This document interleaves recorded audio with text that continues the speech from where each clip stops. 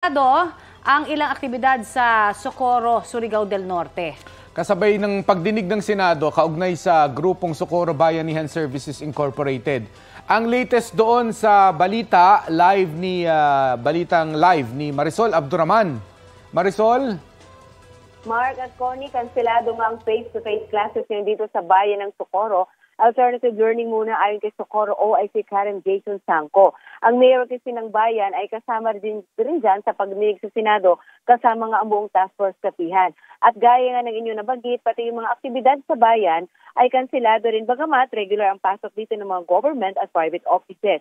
At para matiyak na ligtas na ang mamamayan, lalo na nga ang mga bata, dahil hindi naman daw alam kung ano mangyayari sa Senate hearing, ay minabuti na nga rin nga nila na wag na muna mag-face-to-face classes ngayon. Bagamat wala naman daw na monitor na banta, maliban na lamang doon Conet Marcano sa post ng mga ilang miyembro nga ng SBSI na nagpapahayag ng kanyang galit, ay wala naman daw dapat ikabahala. Pero gayon pa man, para makasiguro dahil may mga bali-balita raw ayon na dito sa OIC ng Socorro ngayon na isa sa mga whistleblower daw ang nagsabi na they are trained to kill and to be killed.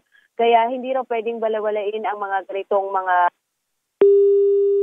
Oo, Alright. Nako. Ayan, ayun pala ang dahilan. Oo, so Kasi may mga banta threat, ng panggugulo. So minarapat na lamang ng kanilang lokal na pamahalaan daw doon na suspindihin muna yung kanilang face-to-face classes. Maraming salamat, Marisol Abduraman.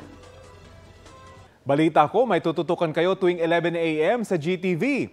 Alamin ang mahalagang balita at impormasyong dapat nyong malaman sa Balita Ko tuwing Lunes hanggang Biyernes.